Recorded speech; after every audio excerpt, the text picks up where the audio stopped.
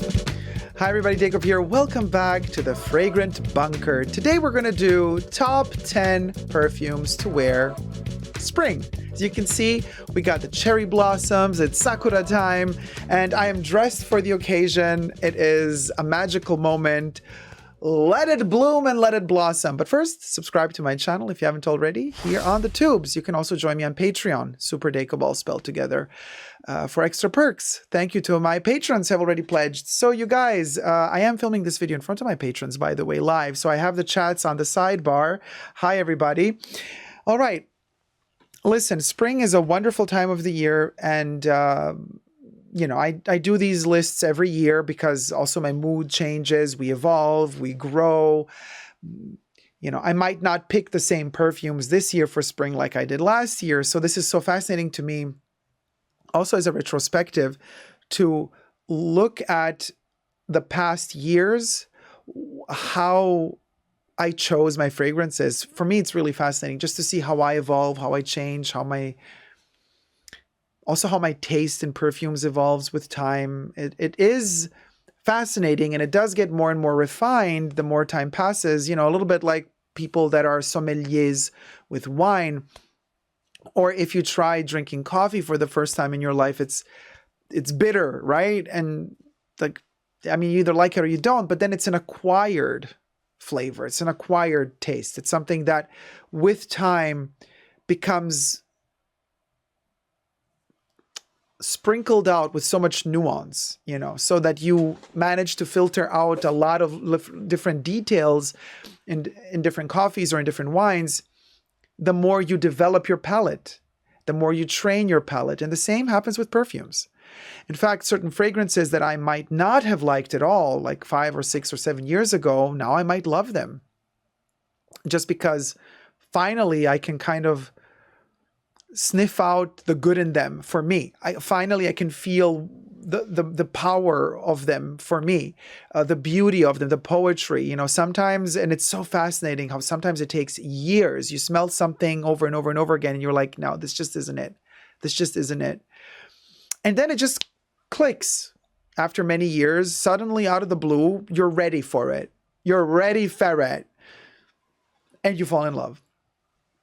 I love the magic of perfumes, and also I love the magic of spring. Everything appears to be dead. Nature appears to be sleeping, dormant, or dead, or frozen. And then all of a sudden comes spring, and poof, look at all the blossoms and the blooms, and nature is all of a sudden back, and like magic. It's like something that appeared to be dead was actually alive this whole time, just dormant. So it's a fascinating time of the year, full of hope and life. So, of course, the hope and life begins in Eden.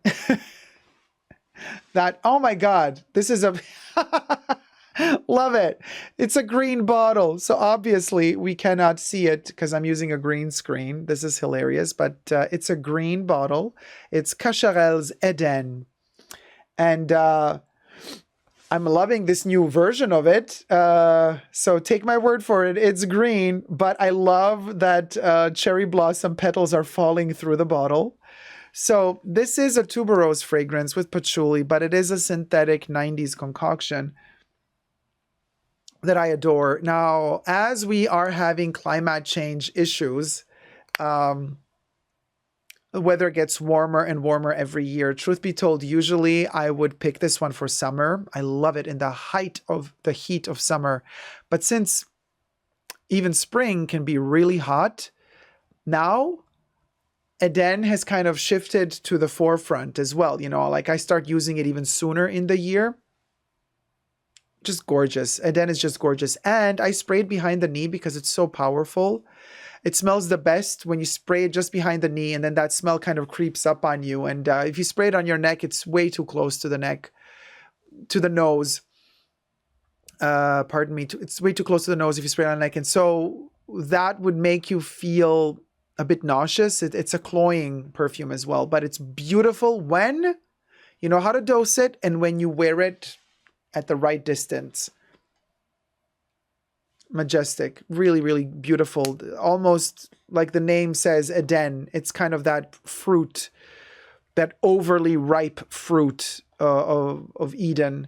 And there's just Adam and Eve there. So, but there's so many fruits and there's not enough people to eat them all. So they kind of become overripe and they start rotting, you know, and there's that kind of Eden smells of that point of the peak of ripeness right before the fruit turns to sour and decomposing. Oh my gosh, it's just a beautiful, beautiful synthetic masterpiece, Eden. Now the next one is I think the biggest symbol of spring, really, if you really think about it, of kind of all perfumes, because it's connected to weddings, it's connected to famous weddings as well. It's connected to flowers, a ton of flowers. And as we know, in spring, in the northern hemisphere of the planet, flowers bloom the most. Some flowers bloom in winter as well, but the most fragrant flowers are the ones that usually bloom in spring. So the second one for spring, and I adore this perfume, Quelques Fleurs by Houbigant. The original, so this is the original Quelques Fleurs.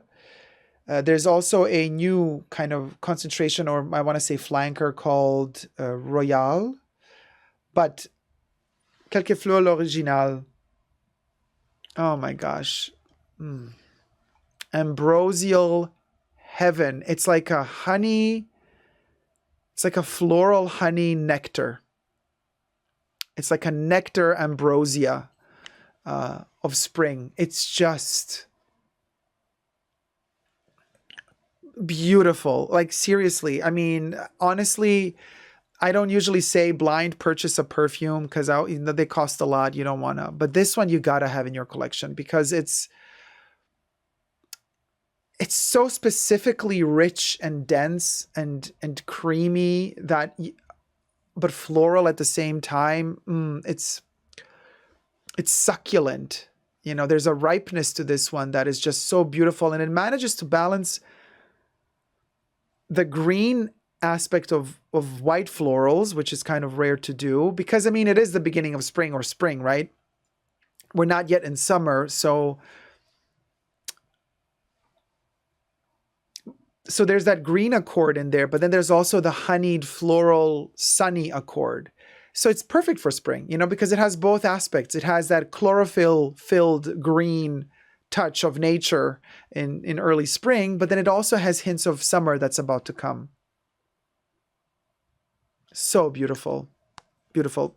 Morning, evening, day, night, all day, really, Quelques Fleurs. For the colder days, well, I'm not talking like winter cold. I'm talking when it's a little bit more damp, early spring, gray weather. You know how late March, early April can be moody.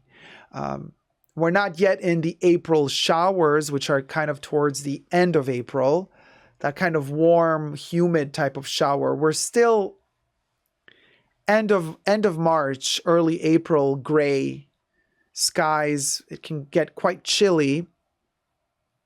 The best way to combat and counter that is with the following perfume. That would be Vivienne Westwood's Boudoir. I simply adore Boudoir. And this is a rose fragrance with vanilla. And in fact, as it ages, when you buy it fresh, well, it's been discontinued, unfortunately, so we can't find it fresh anymore. But when it used to be fresh, it was the exact same color as these gorgeous little cherry blossoms, okay? It was a rosy, light, delicate rose color. It doesn't have cherry blossom in it. It has roses in it, but it has also a lot of vanilla. And as the vanilla ripens, the juice turns to this gorgeous golden hue. And we also have a tobacco in here and marigold. Marigold is a slightly dirty note, dirty accord that gives this that post-coital, yes, you heard it here, smell that Vivienne Westwood wanted from this perfume. That kind of after a roll in the hay, how do you smell? that hormonal sweat on you and your lover. That's Boudoir. It has a little bit of honey in there, the tobacco leaf, but also now that it's ripened, the vanilla becomes so dominant, it almost turns chocolatey. There's also patchouli in here. And patchouli can go chocolatey, but as Boudoir ripens, it turns particularly chocolatey to me. It's just so divine. It opens up as a bubblegummy smell, like a dirty bubblegum. And then it goes deep. And as it goes deep, it warms up on your skin. It turns so sensual, or as some would say, sensual. It's just divine. And that roll in the hay in spring, that post-coital smell for spring, I mean, that's when nature blooms and blossoms. That's when you get down and dirty. That's the perfume for that. That's why when it's kind of gray and kind of still cold outside, early spring, but you want to roll in the hay, you wear Boudoir. Just saying. This is a beauty for spring. Vivienne might have passed away last December, but her legacy lives on. Trust you me. Stronger than ever. Thank you, Vivienne, for this masterpiece. The third fragrance is green. So I guess with my green screen, it's going to, again, look transparent to you. Doesn't matter. The bottle is transparent anyway. So the next one holds a particular place in my heart because it was released right around, or if not shortly before, the beginning of the lockdown, of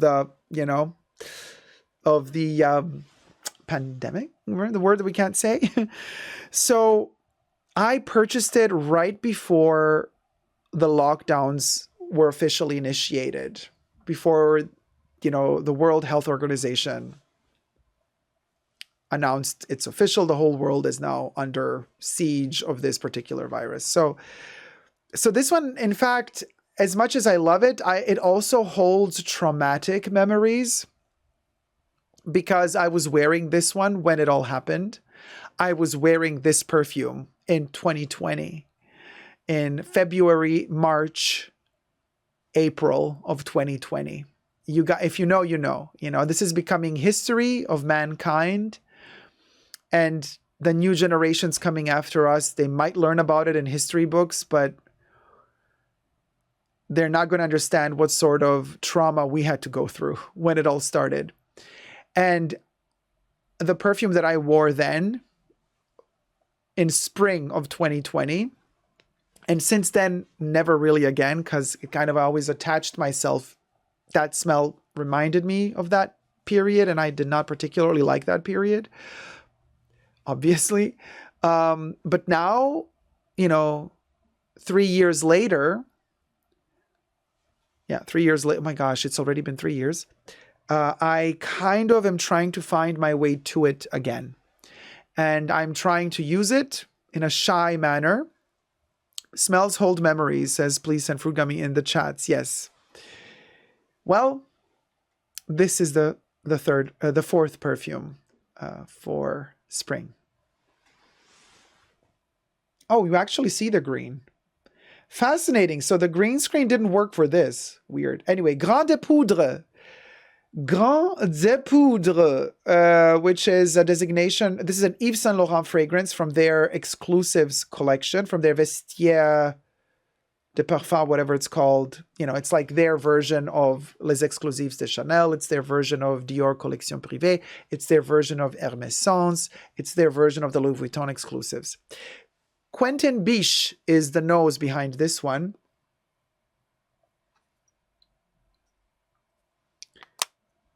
Violet and sage. It's quite synthetic, but I love sage. I love sage tea in particular. It's one of my favorite teas to drink. But a violet sage accord with musks in the dry down. This is a very fascinating green fragrance. Beautiful for spring. I think it's been discontinued since its release. But it is a YSL and fragrance, and I do love it. But every time I smell it,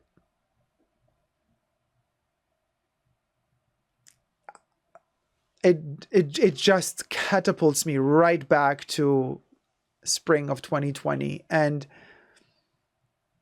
I want to demystify that fear that I had. And I kind of am wearing this perfume because I want to conquer that fear. You know, I don't want that to, yeah, I don't want this perfume to be connected to a bad memory. So I'm working on it to try to turn this perfume into a good memory again, trying to live new positive experiences while I'm wearing this perfume in order to reprogram my brain to not just connect this smell to March of 2020, but to start connecting this smell also to new experiences of March of 2023 that are positive. Debbie says it all seems like a dream, the pandemic. More like a nightmare, says Andy. Please and Fruit Gummy says, I love that way of thinking. Yeah, I'm trying to work on it because it's a waste. You know, look how much perfume I still have left. This is a 125 ml bottle. And I want to use it, you know, so I'm working on it. You know, you should never be afraid to work on yourself. And perfumes also help you work on yourself in strange ways. Now, another one, completely the opposite of Grande Poudre in terms of having some sort of bad memory or trauma connected to it. This one has only the best of times connected to it, okay? This perfume, my number 5 of the list, is Happiness in a Bottle. Just gorgeous vibes, hopeful thinking, going out with friends to barbecue, you know, in a park, on the beach, picnics, just going into nature with your friends, knowing that everything is going to be okay. Summer is around the corner, and with it, we're going to have the summer blockbuster horror movie playing in cinemas, and it just brings the best of vibes. Amazing. From April on, I particularly recommend this one. And that would be Jassalmer from the Incense series of Comme des Garcons. Now, there's 5 of these incense fragrances from the Comme des Garcons range, but Jassalmer and Avignon being my 2 favorite. But Jassalmer in particular is perfection in spring. And I say this actually every year. This is one of my staples for spring. It just brings me so much joy and happiness to use it. It is a beautiful incense. It's a warm, fluffy incense. It's a hopeful incense. You know, it's not an incense that reminds us of church and weird stuff like that. No, this is completely disconnected from that type of incense. This is a modern take on incense. It is it's such a delight to smell it. It's sweet, but also incensey. And you know, incense has the nature of incense is to be dry and somewhat somber. But Jassalmer is incense with a sweet note. So it's beautifully elevated, soft. It demystifies the whole heft and weight that oftentimes comes with rituals and religion and heritage and tradition that comes with incenses. This one kind of breaks with that and gives you just happiness. Like it kind of, just like I said, I want to reinvent my memory of Grande Poudre. Well, Jassalmer reinvents the meaning of incense. It gives you a new perspective on incense. It allows you to access incense as a playful, fun, warm, sweet journey. It's still dry, but it's also warm. It's such a beauty, and it just brings me back so many, many wonderful memories of my youth. I wore this one a lot when I was a young vampire. So the next one is you have to get the OG version though, because I'm not really fond of the current formula, but I do have here the OG version, and this is one of the most beautiful mass-released white florals out there. Okay, so this is also really good in summer, but particularly in spring, this is such a masterpiece of a perfume. Dominique Ropillon and partially also Olivier Polge, before he worked for Chanel, did this fragrance together. And then there's a 3rd or 4th even nose in this perfume. It's a Dior. Any guesses? Here it is. Oh, look at the beautiful bottle. This is the OG 2004 release of Pure Poison by Christian Dior. It is an eau de parfum concentration. They used to make it in this pearl bottle with the gorgeous oil spill aesthetic. It makes you feel like you literally have a pearl in your hand. And it is, I mean, Dominique Ropillon knows his white florals. Like Dominique Ropillon. And listen, and in this lineup, we're going to see another Dominique Ropillon, because here Dominique and Olivier are working together. I also have two where they work separately, these two perfumers. But Pure Poison is the most intoxicating, poisonous, buttery, smooth, and rich gardenia. This is a fairy tale gardenia. This is the type of gardenia that literally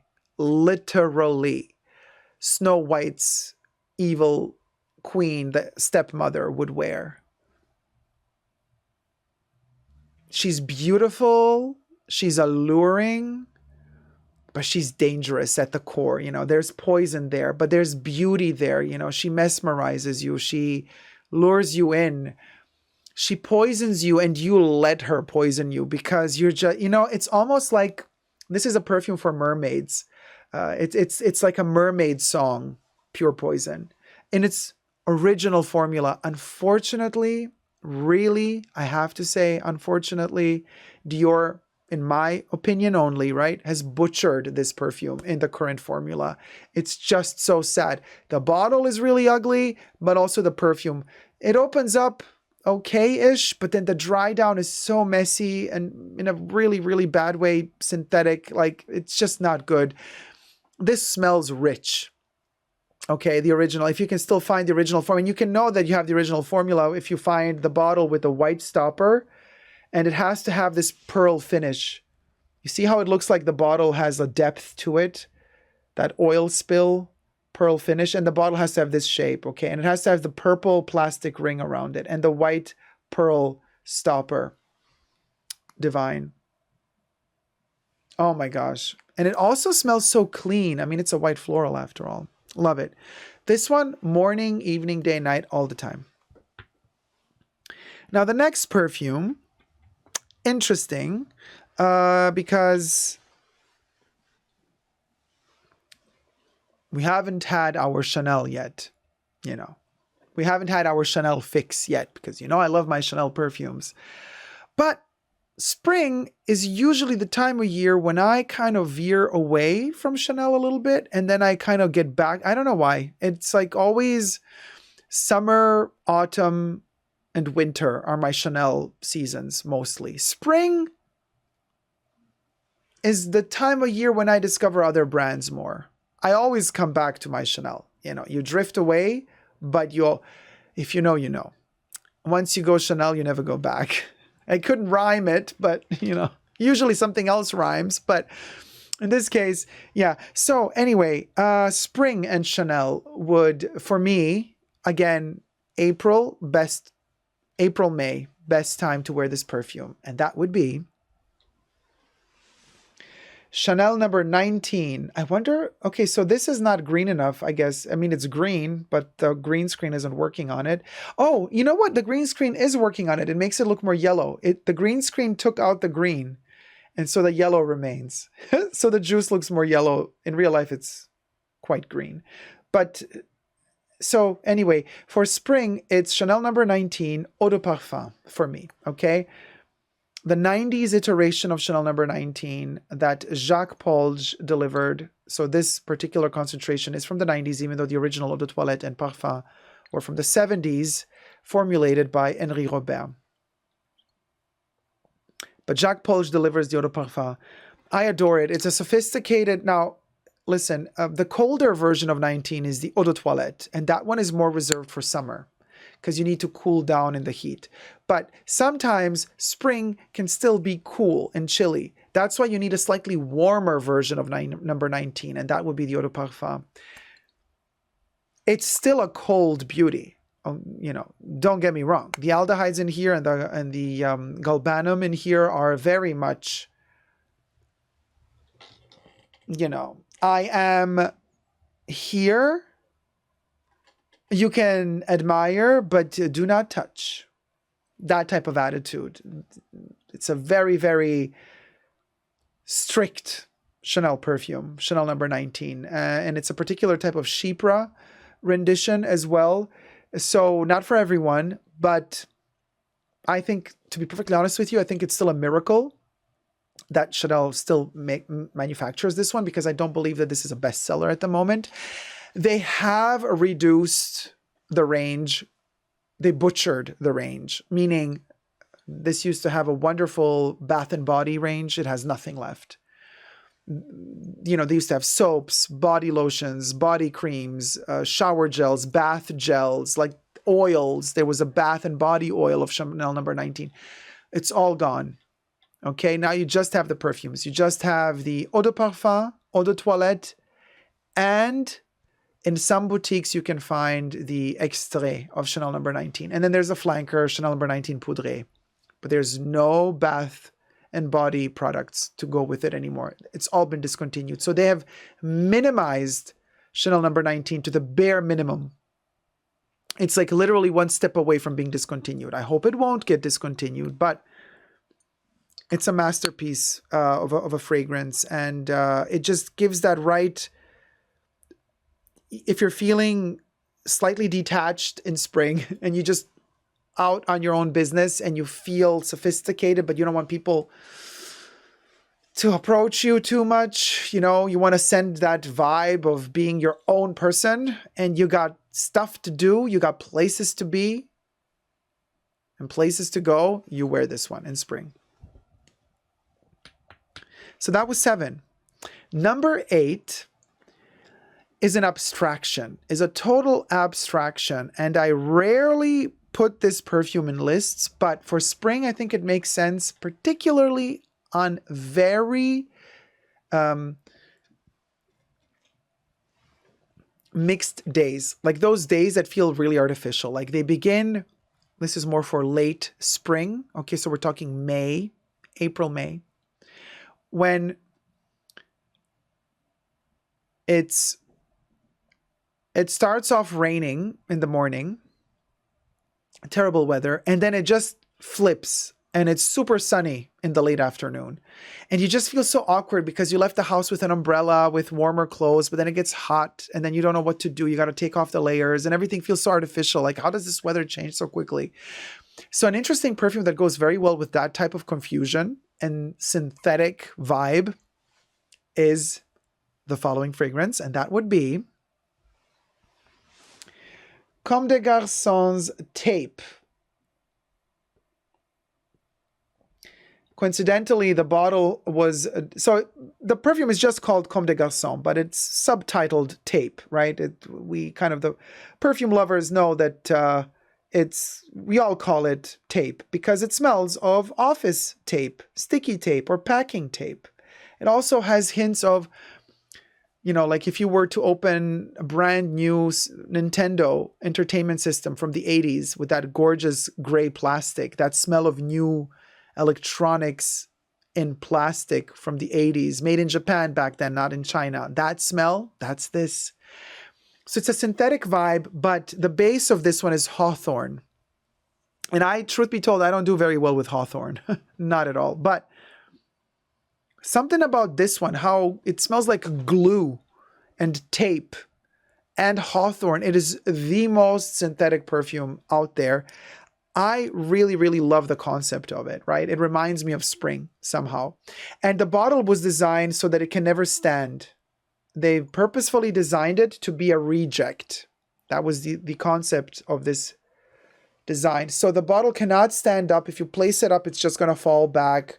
If you place it to the side, it's going to tilt on either side. You know, you just have to lay it flat like a little pebble. It's kind of like a mistake, a laboratory mistake. And the reject has been put aside, and then you kind of discovered it and you find it fascinating.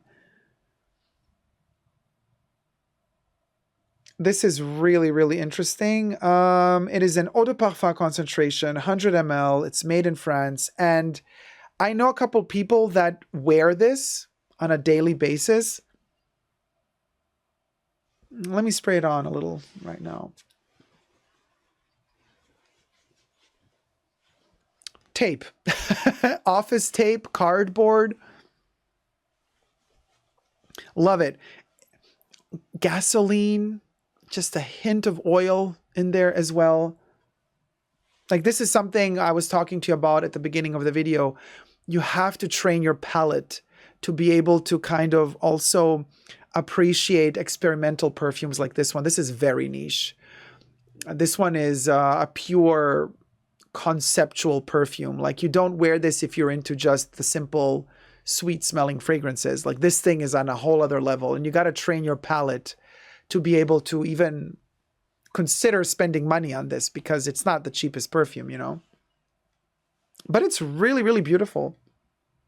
There's a softness to it as well. It does its thing, okay? And I recommend letting this one age, not in the sunlight, but, you know, take it out of the box, spray it a couple of times, let some oxygen in, and then this one gets better with time. Like, the older it gets, I've had this one for several years. It smells much better now than it did when it was brand new. Now we're getting to number 9. The 9th perfume is, like I've hinted at it before when I was talking about Pure Poison, that it was a collaborative effort between Dominique Ropion and Olivier Polge, and I think some other perfumers as well. But here we're going to do now, you see, actually the same year, 2004/2005, Dior releases another perfume. The love of my life, you guys. And Olivier Polge is behind this one. What a masterpiece. And that would be Dior Homme Original. Okay, so this is the, you can see here, it says original. There you have it. When I reflect the light properly, you get to read the text at the bottom of the bottle. Dior Homme Original, still in production in France, only available in some countries and only online at Dior. So the distribution of the original is very limited to certain countries, but you can get everywhere the new version of Dior Homme that Demachy made, which is terrible in my humble opinion. I just cannot stand it. They should never have given the name Dior Homme to that perfume. They should have called it something else, because this is Dior Homme to me. Oh my gosh. If there ever was a perfume that gives you a sense of everything is possible, youth culture, spring brings with it a breath of fresh air and a breath of hope for the future, you know, like you can do anything, you know. This is the smell of my youth. Dior Homme. Love it. Oh, the memories. Oh, the memories, honey. I gotta tell you. Oh, the spring I've had with this one.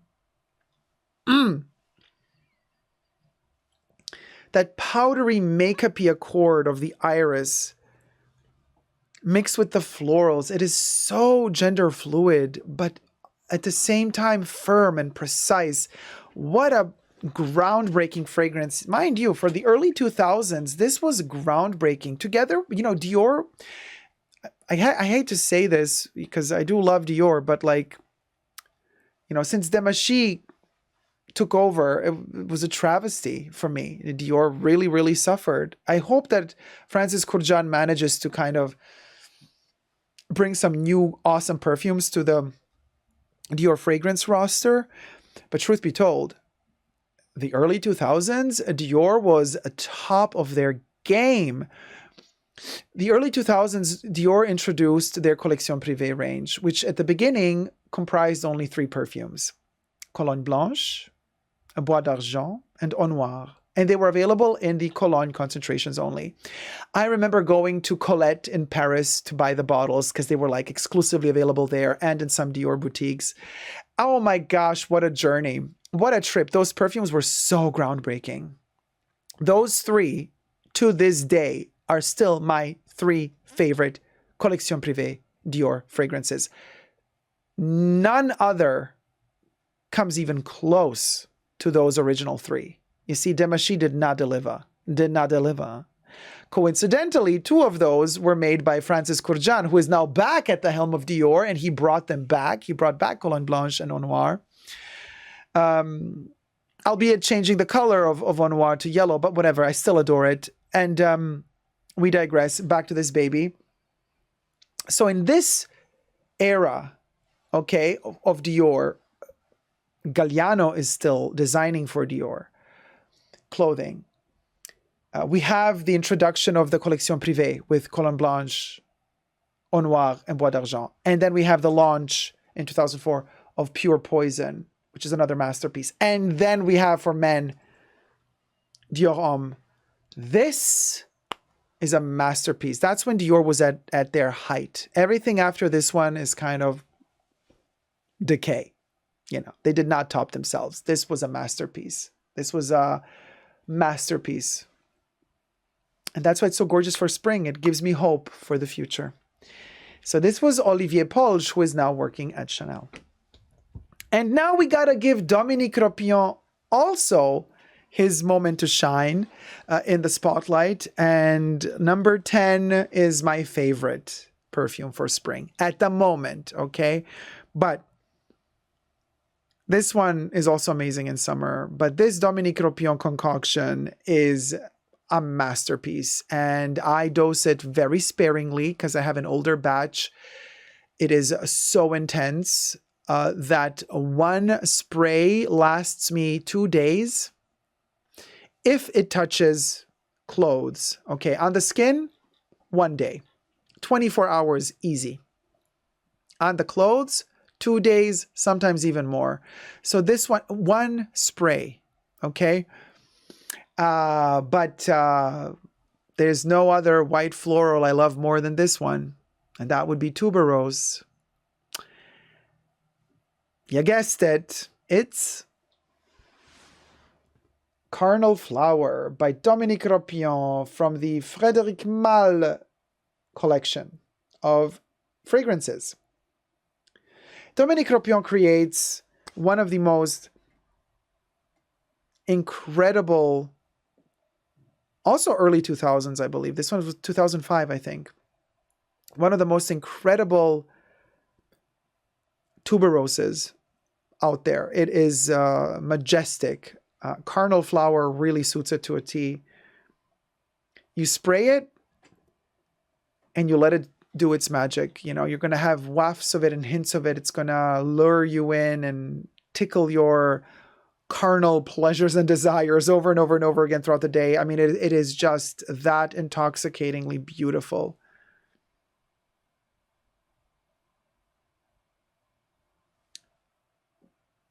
There's kind of this mix of a melon accord with tuberose, but the tuberose has a softened version of its indole, which has a camphorous smell. We can note that particularly intensely within Tuberose Criminelle by Serge Lutens. There, the tuberose really, I mean, they emphasized the indolic aspect of that camphorous, minty touch of the tuberose in Tuberose Criminelle. Here you have it as well, but there is this masterful transformation of the indolic aspect of the tuberose, and it doesn't go fully into that camphorous territory, but it has that cooling, minty effect nevertheless. So it's a tuberose that doesn't ever fall into that category of an old school white floral smell from eons ago. This is very modern, actually, very futuristic, even though it smells extremely now, you know, natural. I mean, there's a lot of natural ingredients in this one. Actually, it's so highly concentrated that even though they designate it as an eau de parfum, this is easily an extrait density. It's so strong that they could have named it a parfum. I'm glad they didn't, because had they done it, they would charge 20 times as more as they already do. And this thing is really expensive. 100 ml is, I think at this point, over $300 or something like that, plus taxes. Correct me if I'm wrong, because I have my bottle since a long time. And this little bit that's missing, this is a lot. You see, this is several years of use of Carnal Flower, because literally one spray does it for me. It fills a whole room. And I love the fact that it fills a whole room, because that's how I feel about spring, when chlorophyll bursts in the trees and in the plants, and you have like those 2 or 3 weeks where the chlorophyll is at its peak, and there's that beautiful, beautiful young green color to plants everywhere. It's they're at the peak of life. Oh my gosh, I love that sensation. And this perfume gives me that vibe, because it's like at the peak of what a white floral fragrance can be, you know? It's the spring of white florals, Carnal Flower. And that would be my 10th fragrance for spring 2023. I hope you've enjoyed my rundown. Let me know what your top 10s are, if you have any, in the comment section down below. And don't forget to subscribe. Love you loads, and see you in the next one. Bye.